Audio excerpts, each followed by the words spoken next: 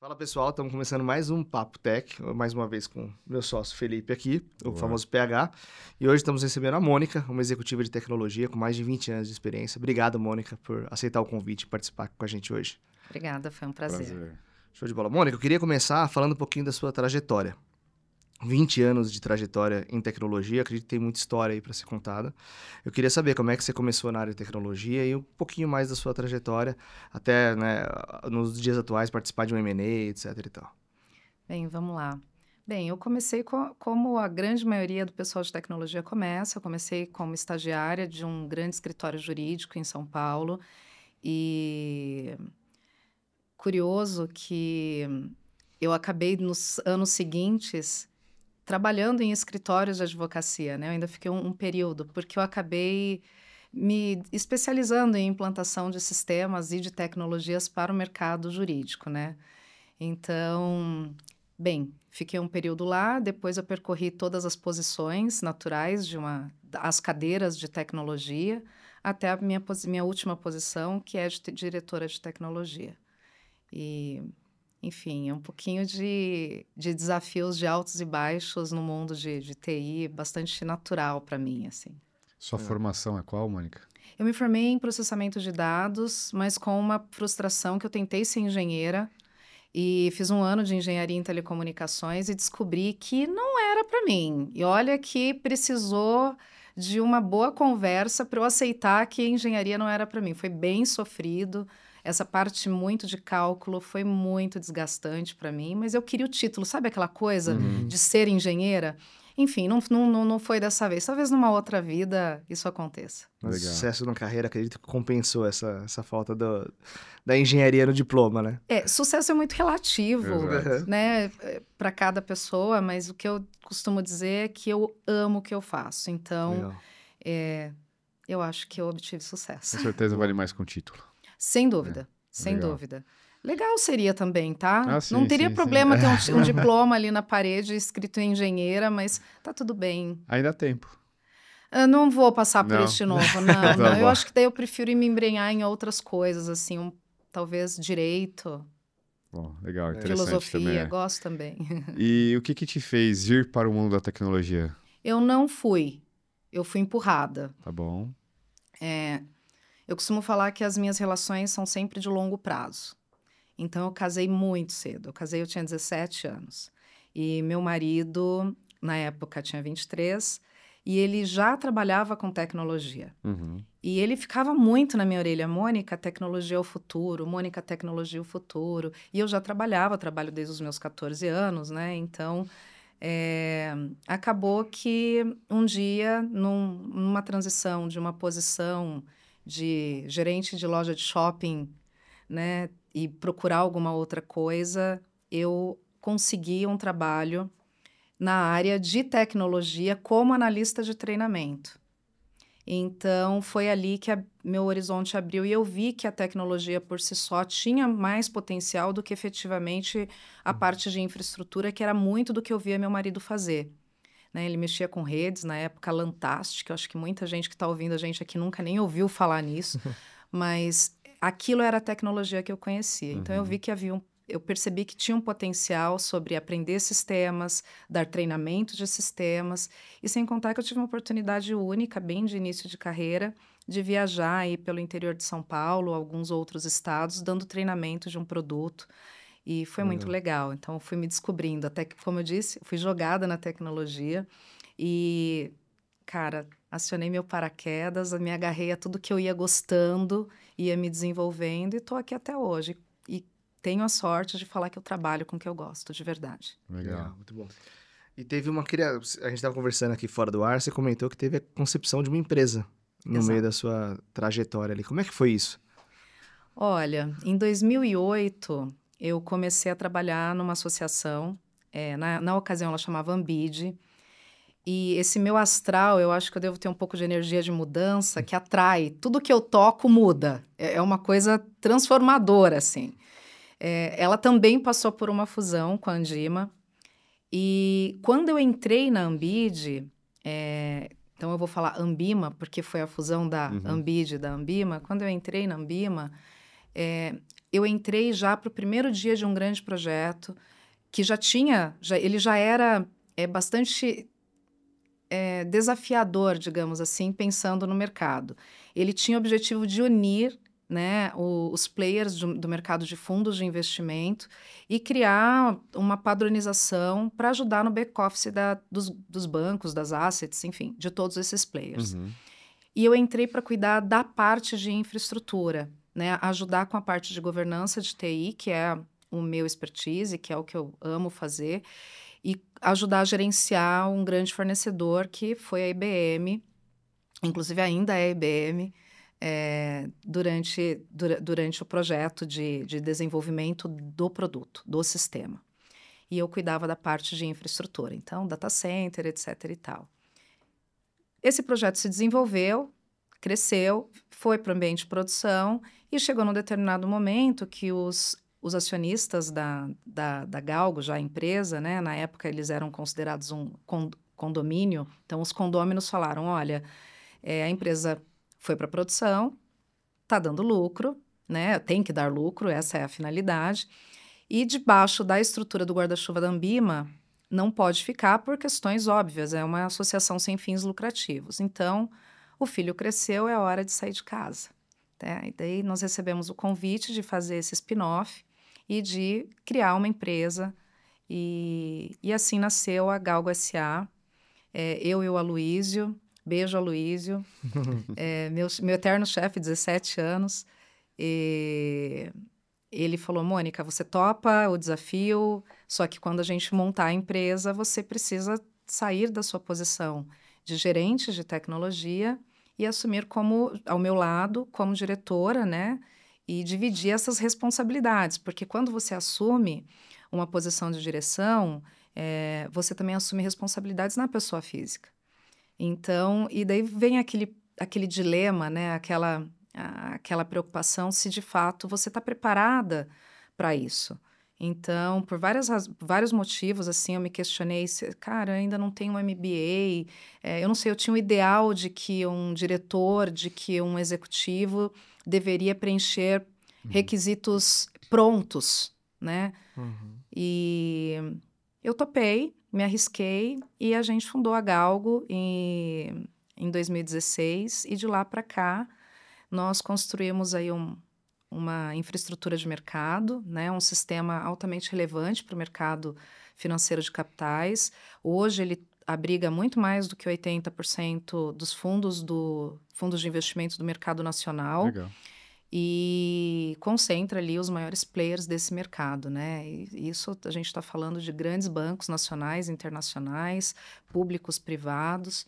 E a Galgo ainda contava com acionistas como a própria Ambima e a B3, né? E daí a gente acabou fazendo esse M&A nos últimos 5 anos. Aí a gente precisava achar um proponente que fosse que tivesse fit com o que a gente tinha de expectativa para o mercado de capitais, com que os acionistas também tinham de preocupação de dar continuidade nesta infraestrutura de mercado, manter esse legado e inovar, continuar inovando, né, para manter a eficiência do mercado de fundos, porque back-office se é disputado entre as casas nos centavos, né? É ali na linha. Então, isso era muito importante e até o momento em que a gente achou, tem 1 ano, depois de passar por muitas rodadas ali, a RTM foi a eleita, né? E a RTM é uma empresa, engraçado porque a gente brinca que o filho voltou para casa, porque a RTM é uma empresa 80% da Ambima, 20% da B3. E, assim sendo, eles já eram nossos acionistas, né? Então, a gente acabou voltando para casa porque a Ambima e a B3 são ainda, né? São as donas da RTM. Legal. E deu certo, foi um processo diferente, uma experiência grande, né? Toda a parte de due diligence, de prestação de contas, as rodadas de avaliação do M&A. E nós tivemos parceiros, nós contratamos uma empresa que nos apoiou durante esse processo, que também foram fundamentais, né? Eu sempre brinco que sozinho ninguém faz nada e é a mais pura verdade. Legal. Posso só fazer um parênteses aqui? Eu acho que... Qual que é a sua visão, que nem você falou, Eu tinha uma expectativa de que para eu ser diretor eu precisava ter um checklist de coisas cumpridas. Exato. Qual que é a sua visão agora? Você precisava ter esse checklist? Não, e eu acho que é por isso que hoje eu me arrisco mais a fazer coisas mais diferentes do que a minha zona de conforto. Eu acho que todo mundo, principalmente quem está no início de carreira, talvez não para essa geração, mas a minha geração, eu tenho 46 anos, tinha um padrão do executivo de qualquer segmento, né? Em geral, assim, para nós de tecnologia, os caras tinham que ter passado por uma Big Tech, os caras tinham que falar minimamente ou fluentemente o inglês, né? Tinha que já ter tido experiências internacionais, viajado, projeto, etc. e tal. E quando eu me via nesse cenário, eu não preenchia nada daqueles requisitos. Porque o que eu preenchia era garra, determinação, força de vontade e paixão pelo que eu faço. Mas, apesar de estudar inglês, né, meu inglês não é fluente, eu não uso ele no dia a dia, né? Não trabalho com inglês. E na minha história, eu nunca trabalhei em nenhuma empresa que eu precisei do inglês, né? Perfeito. Meu inglês hoje, dada a minha vida muito mais confortável, é utilizado para viagens. Eu não venho de uma faculdade de ponta, eu venho da faculdade que a minha situação podia bancar. E na ocasião, eu não tinha um curso de especialização e que todo mundo falava um MBA, né? Tipo, o top of mind quando pensava em educação executiva era o cara ter um MBA. E isso me preocupava bastante. Eu achava que isso era pré-requisito e o pessoal no início de carreira tem um pouquinho disso e eu acho que eu trouxe essa marca, acho que por eu não ter, isso vem junto com a síndrome de impostora, sabe? E hoje eu olho e falo, cara, hoje se você tiver os soft skills muito bem determinados e ser ousado, você vai muito mais longe do que o pessoal que está com um Perfeito. diploma pesado debaixo do braço. Perfeito. Eu até dou um highlight nisso, porque eu vi muito por pessoas próximas ou pela empresa pessoas se candidatando e tal. Mulheres, principalmente, têm essa questão, né? De tipo, cara, eu vou sair de um conforto para algo que eu não tenho certeza, eu nem vou me arriscar. E perdem a oportunidade de crescer na carreira, de fazer grandes coisas. Eu vejo mulheres assim como você que conquistaram muita coisa por essa vontade de fazer e não ficar com medo só de dar checklist nas coisas, né? Então acho que tem que se jogar mesmo, tem que ir pra oportunidade, porque homem eu acho que se arrisca muito mais, né? Então Isso é mulher tenta cultural, buscar. né? Exato, mulher Total. tenta buscar uma zona de segurança maior. Cara, eu acho que tem que se jogar mesmo, tem que ir pra cima, fazer acontecer. Eu acho que está bem ligado mesmo à cultura do cuidar, né? A mulher, ela tem esse alicerce cultural da... Eu não vou falar que é da maternidade, porque eu acho que eu firo princípios de que as mulheres precisam ter decisões sobre a própria vida, sobre ser mãe, inclusive, mas eu acho que nós fomos muito criados para cuidar, para proteger, para cercar. Isso tem um lado muito positivo, porque também nos traz capacidade organizacional, uma capacidade de uma visão holística, ampla ali do que as coisas estão, de como as coisas estão acontecendo, e mantém o nosso senso de alerta, de perigo, sempre mais aguçado. Acho que mulher tem essa característica, de novo, cultural. Não é genérico, não é para todo mundo, Sim, mas sim. culturalmente nós somos criados assim. E, de fato, os homens, eles foram criados também para ter uma experimentação maior, né? Assim, sempre foi mais aceitável o homem errar, né? E também, de novo, por essa estrutura que nós tínhamos cultural aí de criação, de que o homem era o patrocinador da casa, ele também não podia se permitir não arriscar, porque ele precisava garantir. Então, enfim, voltando a questões que a gente pode filosofar aqui por horas, isso molda muito, de fato, ainda molda a forma como nós agimos no mundo corporativo. E ainda bem que isso está mudando. Que bom. E eu sou uma grande apoiadora disso, porque eu sei o quanto isso faz diferença, não só no coletivo, mas também na menina, né, que está lá na raiz, começando, e que precisa saber que ela é independente. Ela não precisa depender de ninguém e ela não precisa cuidar do outro, ela precisa se cuidar. Perfeito. Isso é, na minha opinião, o mais importante. Concordo. Muito bom. Legal. Boa. Posso? Vai, por favor. Mônica, eu fiquei voltando na questão do desculpa, voltando na questão do M&A ali, você, pelo que entendi, exerceu um papel bem importante ali de integrar, as pontas, né? Quais foram os desafios nesse processo e o que você acha que deve ser... Putz, não pode esquecer. Você comentou que teve auxílio de uma prestadora de serviço nessa frente, enfim. O que a gente tem que priorizar nesse momento? Bem, durante o processo de M&A, os processos, eles são bastante técnicos, né? É você reunir documentação, é você fazer uma prestação de contas, né? Uma apresentação do seu status quo, né? Para os proponentes e também para a empresa ali que está assessorando e tudo mais. Mas o que eu acredito que não pode ser negligenciado de maneira nenhuma são as pessoas. Eu senti um pouquinho de falta de uma pauta sobre pessoas, né, durante o processo de M&A. Com alguns proponentes a gente conversou mais sobre pessoas e outros um pouco menos, mas quando eu olho daí agora para a próxima etapa, M&A concluído, né, compra efetiva, CAD aprovou, cultura é o primordial, é você, antes de você integrar, porque assim, sistema você integra com projeto. Se você planeja bem um projeto, é engraçado que PowerPoint aceita tudo, entendeu? Só que o problema é que não é PowerPoint que executa a ação da integração, são as pessoas. E eu acho que tudo se resume a isso. Então, processos bem definidos, maduros, planejamento e, obviamente, que uma liderança extremamente engajada com a mudança. Se a liderança não comprar a mudança, ela pode acontecer, mas à base de muita frustração.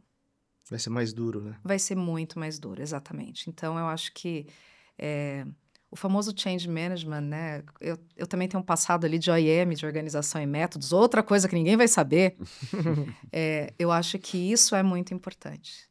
Você conseguir engajar, não ter ambiguidade nos papéis das lideranças, nem das equipes, e preparar as pessoas para viverem a incerteza, porque, querendo ou não, uma integração de início a fim, ela traz incertezas. Tem coisas ali que você planejou, que você está implementando e que não necessariamente vai dar certo, né? No fundo, você tem que... A cartilha diz que você tem que unir o melhor dos dois mundos, né? Olhando para a minha história, para a minha experiência recente, a gente tem a RTM, que é uma grande empresa, que foi quem nos comprou, né? Que tem toda uma cultura, uma estratégia, missão, valores, visão. E tem a Galgo, que se construiu e virou interesse de ser comprada e que foi comprada, que obviamente também tem todos os seus aspectos positivos, né? O seu valor. Então, acho que unir essas duas coisas e não deixar que isso se perca numa integração é muito importante. Então, esse cuidado de pessoas, eu insisto, é a base de uma boa integração. Legal. Perfeito. E quando a gente fala da Galgo em si, qual que era o seu papel exatamente ali dentro da operação e como que você fazia essa transformação acontecer lá dentro?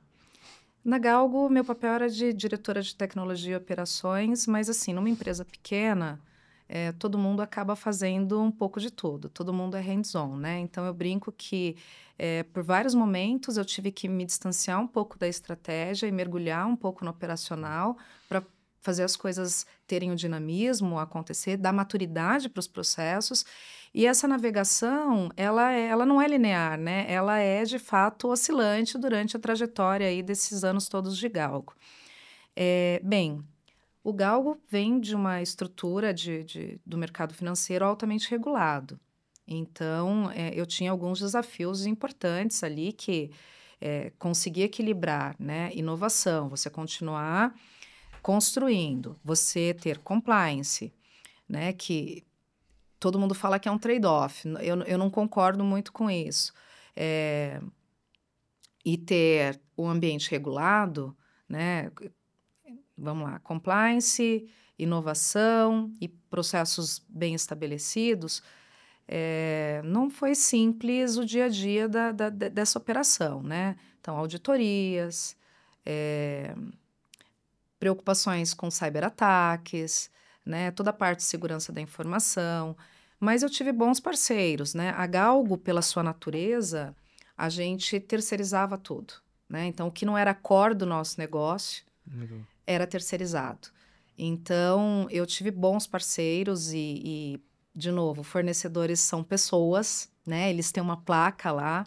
E esses fornecedores ali passou muita gente por mim e muita gente muito boa que eu aprendi muito. A troca foi muito importante. Eu sou uma grande fã de orquestração pela natureza do meu expertise por si só. E, cara, eu aprendi muito, muito com os parceiros, com os fornecedores e acredito que alguns deles também aprenderam bastante comigo. Legal. E quando você fala de trade-off, é em relação à governança, né? Esses 3 pilares, ou você perde um ou não? Eu acho que assim, você não pode... no mercado financeiro não tem espaço para erro, né? Então, você não pode abrir mão da segurança, você não pode abrir mão da evolução, da inovação, de continuar evoluindo, haja visto o momento em que a gente está, né? Vocês veem o que a inteligência artificial está fazendo aí com grandes empresas. E você não pode abrir mão da governança. Então, eu estou falando de processos mesmo, a inovação por si só e a segurança da informação, o compliance aqui. Então, em geral, as pessoas falam, escolha 2, você nunca vai poder ter os 3. Eu acho que você, num certo equilíbrio, consegue ter os 3. Porque não existe hoje nenhuma mudança estratégica em nenhum tipo de companhia que não tem impacto tecnológico. E se alguém acredita nisso, tá no lugar errado. Coisa tá errada, jabuti não sobe em árvore, mas é um pouco disso, assim, não tem como não ter impacto tecnológico. Então, o trade-off, ele até pode existir quando você fala aonde mais pende a balança, mas do ponto de vista de escolha apenas 2, ou eu acho que isso também não é mais possível. Legal, legal. Boa. Mônica, quando o assunto é transformação digital sustentável, o que você imagina que geralmente é ignorado pelas empresas que é de fato importante? Eu vou voltar ao tema pessoas. Eu acho que a parte de cultura é o que mais pesa numa transformação digital, né? E principalmente sustentável. Porque a gente tem variáveis nesse ambiente, né? Quando a gente fala de mudar alguma coisa, você mudar sistema, projeto, resolve isso. É lógico, né? É Muitas lógico, vezes. exato. Agora, quem conduz uma mudança são pessoas, são os líderes, né? E se as pessoas não estiverem muito bem preparadas, né? Saber onde estamos, para onde vamos e por que vamos, fica muito difícil você implementar qualquer coisa, seja uma transformação por si só, seja uma integração. O dia a dia, a ambiguidade, de fato, deixam as pessoas bastante desconfortáveis. E a incerteza traz medo. E quando você tem um ser humano na sua equipe ali, né? Uma pessoa, porque a gente fala assim, eu tenho um recurso. Você tem um humano. Um humano que hoje acordou bem, que acordou mal, que tem problemas de família. A gente não está vivendo a série não é da Netflix, eu acho que é da Apple TV. A Ruptura. Tô assistindo essa série. Exato. Tô por fora. Não, mas vale a pena. Não tem como você separar. É meio loucura, mas abre um clarão assim, né? Principalmente sobre pessoas. Quando você for assistir, isso vai conectar, você vai perceber. Não tem como você separar a sua vida pessoal da sua vida profissional. E essas pessoas são quem vai conduzir o dia a dia de uma transformação. Então, novamente, os líderes precisam estar engajados e as pessoas precisam ter muito claro o que precisa ser feito e por que precisa ser feito. E você precisa inspirar. Como um líder, você precisa estar presente, você precisa orientar, você precisa liderar, mas no sentido de fazer parte, de estar remando no mesmo barco, juntos, para a mesma direção. E lembrar as pessoas o tempo todo por que estamos fazendo isso, né? Que objetivo queremos alcançar com isso. É muito bonito ver placa nas empresas que trata, né, os slogans de missão, visão e valores, né? Na prática, como é que você transforma aquele texto super bonito em ação? Uma cultura mesmo, é real. É cultura. Uhum. É isso. As pessoas precisam saber, por exemplo, estamos nós três aqui conversando. As empresas estão funcionando, correto? Total. O que sustenta esse funcionamento é a cultura que vocês implementaram na Maitá, é a que eu implementei por onde eu passei. São os valores, de fato, das pessoas, não é o que está escrito numa placa.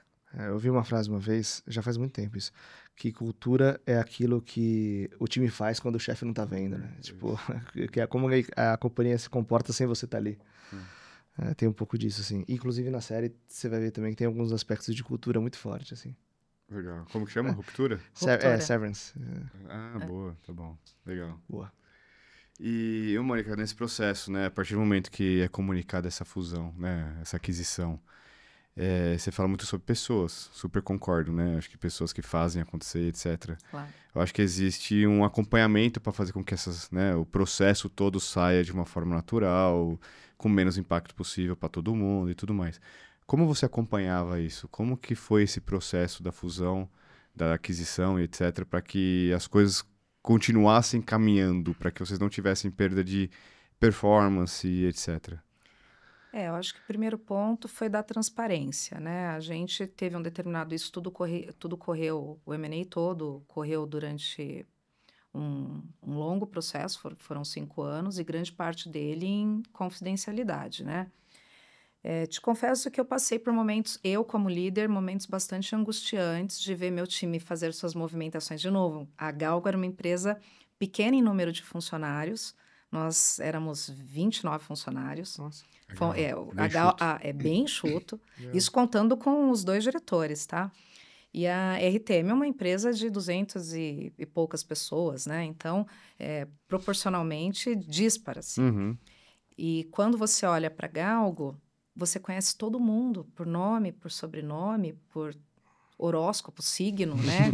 Coisa que a gente gosta de ter lendas, eu sempre gosto de brincar com isso, eu sempre pergunto nas minhas entrevistas qual é o signo, isso não muda em nada, mas eu acho que quebra um pouquinho. É uma conexão. Mas voltando aqui, eu conhecia todo mundo dessa maneira. E daí você começa a ver planos, né? As pessoas já tinham tempo de casado, algumas mulheres tomando decisão de ser mãe, outras de casar, outros de financiar um apartamento, e assim por diante. Uhum. E isso foi, por muitos momentos, muito angustiante para mim, como líder ali, não poder compartilhar. Porque, de novo, toda M&A, né, toda mudança traz riscos e incertezas. E minha grande preocupação, isso vem da minha história, espero que um dia vocês conversem com alguém que trabalhou comigo e essa pessoa tenha esse relato para contar. Minha grande preocupação sempre foi o dia a dia deles ali. Eu sou bastante brava, bastante exigente, mas eu sou muito humana, muito, muito junto ali do meu time, né? E não poder falar. Mas daí chegou num determinado momento que a informação vazou. Uhum. E vazou pelo mercado. E daí a gente conseguiu conduzir isso, daí a partir dali, com bastante transparência, deixando claro para todo mundo. A gente tentou tratar essa questão de pessoas durante o processo de M&A, mas muitas coisas só foram ganhando materialidade, corpo, já na reta final. Então, meu papo com eles, né, era assim, gente, olha, independente do que acontecer no dia 1, não deixem de fazer o que vocês sempre fizeram. Não percam a referência de liderança em vocês. Uhum. Comigo lá, né, a brincadeira que eu sempre falo, comigo ou semigo, presente, ou comigo ou com a Luísa, enfim, quem for o novo líder precisa, independente de quem for o novo líder, vocês precisam estar cientes, porque vocês têm processos maduros. Então, continuem fazendo o que vocês sempre fizeram para manter a operação, para cuidar dos nossos clientes. E a Galgo sempre foi muito reconhecida pelos clientes, pelo seu atendimento. A gente brinca que o nosso suporte era premium, né? A gente tem muito claro para o time que o chefe é o cliente, né? A razão de uma empresa existir é esse atendimento, é esse serviço que é prestado. E isso fazia parte muito forte da nossa cultura. Então, eles conseguiram conduzir muito tranquilamente, até que a ordem viesse de maneira diferente, né? Porque daí tinham novos líderes, né? Uma empresa muito maior, com áreas distintas. Naturalmente, algumas pessoas foram distribuídas pela RTM para fazer jus à sua vertical, né, a sua Pra unidade gerar de sinergia negócio. na aquisição. Exatamente. E esse era o objetivo. E, para nossa surpresa, quando a RTM comprou a Galgo, eles já nos apresentaram um plano estruturado de como essa modificação aconteceria, essa distribuição aconteceria. E por que eu digo surpresa? Porque isso a gente não tratou durante o M&A, né? Não nesse nível de detalhes. Então, isso me trouxe uma calma que eu te falo que, assim, uns meses antes eu já estava bastante estressada, bastante preocupada, vendo, por mais que daí as pessoas já tinham casado, as meninas já estavam em alguns meses de gestação, né? E eu brinco que a gente estava com mais de 10% do quadro funcional grávidos, né? Entre homens e mulheres Sim, ali. sim. A gente tinha um grupo grande de pessoas que tomaram essa decisão de vida. Então, eu estava bastante preocupada, mas daí logo a preocupação se esvaiu. O CEO da RTM já tinha avisado que o objetivo ali era fazer toda a parte de sinergia das duas empresas, mas sem mexer com pessoas. Excelente. E, obviamente, as pessoas que seriam mexidas seríamos eu e o Aloísio, né? O CEO e a diretora de tecnologia, por razões óbvias, né? Ele, dentro da estrutura dele, já tem uma estrutura de tecnologia, de operação, né? Ele tem os líderes dele lá. E nenhuma empresa tem 2 CEOs, né? Daí também meu chefe foi o primeiro a sair, saiu agora no início de julho. E eu ainda fico um pouquinho mais de tempo para poder fazer esse fechamento, mas é bem pouquinho também. Mas estou feliz, estou realizada. Ver o filho ir embora de casa A asa, né? foi Boa. importante. Mônica, falando de tecnologia agora, mudando um pouquinho, saindo um pouquinho de M&A, a gente tem historicamente a área de tecnologia vista muitas vezes como um custo, né? Como algo ali que custa mesmo para a empresa e não de forma estratégica como devido. Como fazer essa ótica virar para um olhar estratégico para a galera ver a tecnologia como um potencial estratégico, na sua visão?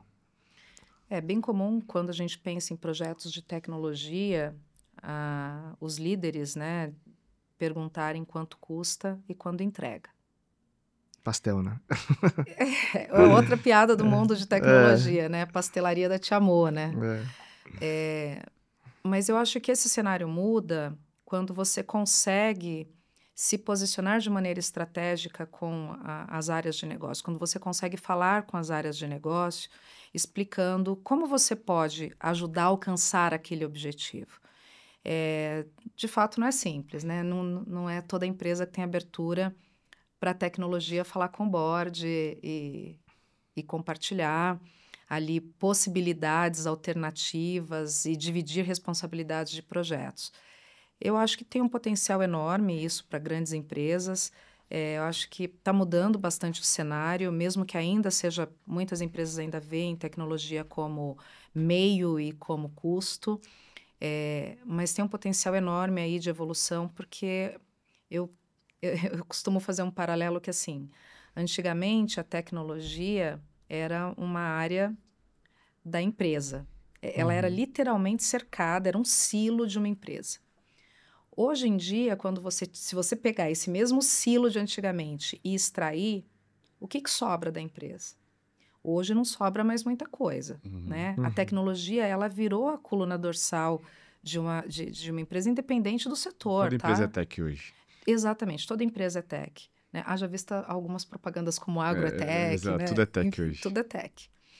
E a partir daí, com essa visão e com este discurso, eu acho que consegue já mudar um pouquinho a forma como as pessoas trabalham com a tecnologia, como é que o negócio evolui com a tecnologia. Então, eu acho que isso faz toda a diferença e a tecnologia cada vez mais tem feito parte do board. Antigamente, as empresas eram humanas e a tecnologia era acessória. Hoje, as empresas são tecnológicas E eu espero que os humanos não sejam acessórios. Então, é nisso que eu tenho trabalhado, é nisso que eu tenho insistido. Porque tecnologia sem pessoas não existe, porque tecnologia foi feito para pessoas. Uhum. Não existe tecnologia por tecnologia. Uhum. Perfeito. E quando você, né, com sua expertise de governança e etc., como governança, como governança tem que se comportar, vamos dizer assim, para que ela não impeça a agilidade da empresa, para que ela não impeça a inovação? Como que você acredita que isso tem que caminhar? Você tocou num ponto que eu amo, né? Que é a parte de governança e eu logo de cara digo para você que a única maneira de governança ajudar de fato e não engessar é se ela for colaborativa. As pessoas têm o hábito, né? As empresas têm o hábito de terem uma área, como era a tecnologia, uma área para governança. Cara, governança é o básico bem feito. Governança é processo bem desenhado, é as pessoas saberem o que, como e quando precisam executar suas atividades. E isso precisa estar disseminado em todas as áreas. Isso, para mim, é governança colaborativa. Então, você pegar componentes da governança de tecnologia, da governança corporativa e distribuir entre todas as áreas de uma empresa, distribuir responsabilidades mesmo, ainda que ela seja determinada num silo menor, né? Para poder casar a estratégia, casar a parte tática, a operação, mas ela precisa ser conduzida no dia a dia pelos líderes de outras áreas. E isso envolve todas as áreas, tá? A parte de operações, a parte de marketing, de comunicação. Cara, comunicação é pilar de governança. É pilar, né? Clareza de propósito. Então, se eu pudesse levantar uma bandeira, eu acho que a governança está sendo bastante negligenciada pelas companhias. Governança não é uma área, é um grande processo, é uma estrada que vai levar a sua empresa do ponto A ao ponto B. Você só precisa saber aonde você está e para onde você quer chegar. É o básico bem feito. A gente pode dizer que governança são os guarda-reios da estrada, por exemplo? Eu costumo usar guarda-reio quando eu falo de compliance, Tá. né? Ela não compliance não pode Boa. ser uma muralha, Boa. ela tem que ser um guarda-reio. Mas eu acho que seria estrada mesmo, é o Legal, caminho a caminho, ser perfeito. percorrido. Uma vez que tech já é espinha dorsal, é o motor. Então, a governança é o caminho. Vai ter um caminho mais tortuoso, vai ter um caminho mais linear, mas é o básico bem feito. Perfeito, legal. Como você vê a inteligência artificial entrando nesse jogo, assim, com um olhar de governança e tecnologia? Cara, assim, a gente já tem usado tecnologia há algum tempo, apesar de ter virado hype, mas assim, a IA, a inteligência artificial, ela já dá pra gente análise de logs, né? Já está em uso. Tem bastante coisa acontecendo e que não é de ontem, né? Haja visto aí sistemas de monitoração. Eu acho que o que falta é contexto. Eventualmente, dados confiáveis. Eu acho que é o primeiro ponto para a gente ter uma IA que entrega valor. Dados confiáveis, processos maduros e objetivos claros. Eu acho que são os pilares que vão direcionar a IA para os próximos anos. Mais do que estratégia por si só, o ser humano, de novo, precisa dar uma coisa para a inteligência artificial que ela, até o presente momento, não faz, que é a tomada de decisão, é o contexto para a tomada de decisão. E cercar o mundo em que ela vai operar e que esse mundo tenha os seus dados confiáveis. Eu vejo um potencial gigante, não só como ferramenta de trabalho, mas eu acho que ele pode ajudar a gente a aprender com o passado, porque, querendo ou não, dados são passado, né? São passados, são dados históricos, é o passado. Eu acho que pode nos dar nuances e perspectivas de como fazer diferente para o futuro e oportunidades. Perfeito. E na sua visão, como a gente deve se preocupar para não ir só na onda do hype? Do que é novo, do que parece ser legal, muito com esse viés de governança também. Como que você enxerga isso? Extrair valor, de fato, do que é novo, do que é a inovação que está vindo, mas tomando essa preocupação de só não ir na onda, só não ir na modinha, nesse sentido? Eu acho que o primeiro passo é propósito, né? A gente precisa saber para que a gente quer a inteligência artificial, né? Não sair, coloquei o Copilot, o ChatGPT, enfim, não vou citar todos os nomes aqui das ferramentas. Mas por quê? Para quê? Que dor real eu resolvo com isso, né? E letramento. Uma Importante. vez que as empresas são tech, as pessoas, principalmente os nossos clientes, gente, eles precisam também entender a tecnologia. Como é que você coloca? Todo mundo fala, não, tem que ser intuitivo. Não é intuitivo, não é. Todo mundo acha que é porque isso está no nosso dia a dia. Agora, eu vou te citar um exemplo que eu tenho acompanhado, né? Eu tenho uma assistente que mora comigo desde que meu filho nasceu, há 26 anos. Como eu disse, eu venho de relações longas e duradouras. Legal. E ela usa o SUS, né? Sistema Único de Saúde. E parece que não, mas o SUS, ele tá tech, ele tem todo um planejamento ali por trás, aplicativos e tudo mais. Cara, ela tem dificuldade de operar, eventualmente, o aplicativo. E mais do que a dificuldade dela, porque tem a gente ali para apoiar, a gente observa que as pessoas que trabalham nas unidades de saúde têm dificuldade de colocar informação. Então, não adianta você ter um robô de IA que manda mensagem no aplicativo avisando que ela tem uma consulta marcada na unidade tal, que ela tem um exame agendado na unidade tal, tal dia, tal horário, e eles mandam uma mensagem interessante, né? Imagino que tem um chatbot ali por trás que pegou tudo isso num banco de dados e que mandou para ela assim, olha, caso você não possa comparecer, porque manda com dias de antecedência, justifique no campo abaixo. Daí ela justifica no campo abaixo, né? Foi um caso mesmo, dá um ok, enviou para lá e num outro retorno dela no posto de saúde, a pessoa do posto falou, olha, você furou, ela tinha um controle lá, você furou as 2 últimas consultas. Daí ela falou, mas eu justifiquei, olha, minha justificativa está aqui no aplicativo. E a menina do posto, a atendente do posto, não tinha essa informação ou não sabia. Eu acho que ela até poderia ter, né? Eu não posso fazer um julgamento aqui também sem conhecer a realidade. Mas ela não tinha ali como saber daquela informação naquele momento. Só que, de novo, são pessoas, né? E a moça estava muito brava que a minha assistente tinha furado 2 atendimentos anteriores, porque é fila no SUS, tem outras pessoas para atender, super compreensível. Sim, total. Só que falta letramento, falta preparo, e a IA só vai ajudar se a gente der todas as condições para que ela, de fato, ajude. Perfeito. Boa.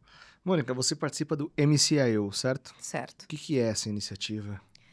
Olha, essa iniciativa, eu falo que ela veio para transformar o mundo das mulheres de tecnologia. Eu arrisco dizer que foi uma das primeiras iniciativas da visibilidade para a mulher num segmento, porque hoje eu vejo, tem outras iniciativas, né, focadas, sei lá, elas na medicina, eu tenho visto algumas coisas no Instagram e no LinkedIn, elas em facilities. Tem mulheres de salto. Tem a TI de salto. Tem algumas coisas hoje que rodam ali, não só na tecnologia, mas em outras indústrias também.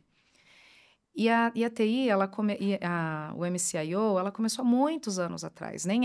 Quando ela começou como WCIO, e era uma história de um grupo de mulheres do Gartner e que fomentava aquele grupo especificamente, aquele networking especificamente.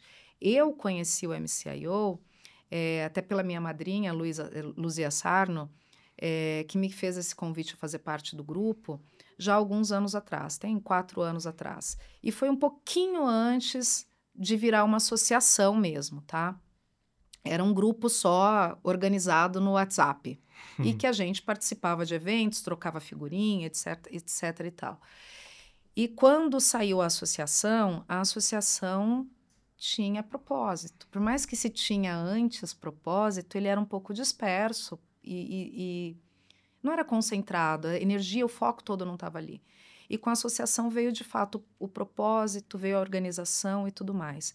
E a ideia do MCIO é fomentar mulheres na tecnologia, né? Trazer meninas no início de sua formação para a área técnica. Você pode observar que tem poucas mulheres nas áreas técnicas, nas áreas de operação, de desenvolvimento. Os relatórios da Unesco, por exemplo, do ano passado, relatório 2024-25 da Unesco, trata um pouco disso, né? Que trata, por exemplo, no capítulo de inteligência artificial, apenas 12% são mulheres na criação, na cocriação da inteligência artificial, na mesa de quem decide, né? Não estou falando no geral. E isso traz vieses, né? De novo, às vezes inconsciente, mas traz vieses. Então, o MCIO está aí com esse nobre papel de ajudar mulheres, meninas no início de formação, com mentoria. E a gente também se ajuda, virou uma rede de apoio muito poderosa. A gente troca figurinhas sobre fornecedores, né, eventualmente sobre dificuldades técnicas, apoio aqui, apoio ali.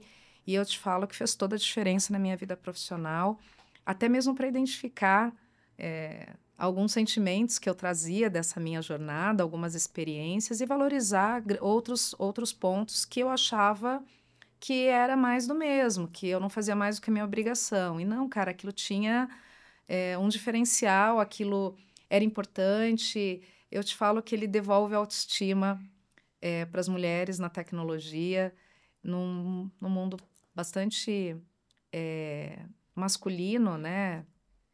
Mas, de novo, isso não é ruim, só é diferente e tem vieses, e a gente só precisa tornar isso mais equânime, né? Mas eu brinco com todo mundo que eu falo, olha, indique mulheres, compre de mulheres, contrate de mulheres, contrate mulheres, porque todo mundo é filho de alguém, correto? É filho de uma mãe, né? Essas mães precisam trabalhar. Isso aí. Essas mães precisam fazer diferença no mundo.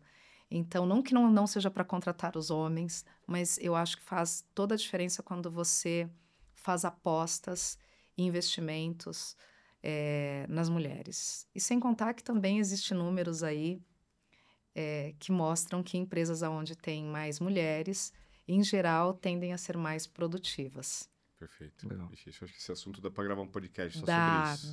dá. E é bem interessante. Legal. Podemos fazer uma mesa mais ampla, inclusive, somente com mulheres. Exato. A gente tem a nossa CSO hoje, a Andrea. Temos bastante mulheres no time. Sim, dá pra gente fazer um importante. bate-papo legal, Legal. E até como dica para essas meninas, essas mulheres, né, para ingressarem no mercado de trabalho, qual dica você daria para elas hoje? Cara, eu acho que arrisquem-se. Sai um pouco da zona de conforto, né? E que não é conforto, tá? A gente chama de zona de conforto, mas aquilo não é confortável, né? Eu brinco, é confortável para quem? E busquem, se atrevam, falem, vistam a camisa, sejam leais. Eu falo que hoje, para você ir para a área de tecnologia, basta você querer, né? Quantidade de cursos, de informação que a gente tem é gigantesco comparado ao que eu tinha quando eu comecei. Então, é até mais fácil você tomar decisões mais assertivas, escolher caminhos mais adequados para o seu perfil. Mas eu acho que mais importante do que isso é determinação. Não dá para você desistir em cada obstáculo, a cada não, a cada negativa, a cada erro, a cada dificuldade. Tem que ser persistente, tem que ser resiliente, tem que ser, usando os chavões aí do mercado, eu não sou muito fã, mas antifrágil, né? Você precisa, independente do que tenha te acontecido, criar subterfúgios para contornar e seguir em frente. Então, não é voltar à forma anterior como a resiliência prega, mas seguir o exemplo da natureza, né? Um rio, quando ele enche, né, ele de uma beleza vira uma tragédia. Por quê? Porque ele acha um caminho, né? Então, a gente precisa encontrar o nosso caminho. Então, ainda que seja para causar algo bem trágico, fazer bastante barulho. Então, se eu puder deixar Uma dica para essas meninas é que sejam honestas, sejam éticas, tenham garra, mas, acima de tudo, sejam determinadas com você mesmo, com aquilo que você acredita. Causem barulho, né? Façam barulho. Exato, Muito bom. exato, muito bom. Mônica, obrigado. Eu queria te agradecer em nome da Maita, do Papo Tech. Foi incrível trocar ideia contigo. Obrigada. Espero que tenha sido uma experiência tranquila e boa. Espero que tenha gostado. Foi ótimo. Obrigada pela oportunidade, pelo espaço e espero que encontrar mais mulheres aqui no Papo Tech Boa. também. Com certeza. Tá bom? Obrigado, Obrigada. viu? Valeu, obrigado, gente.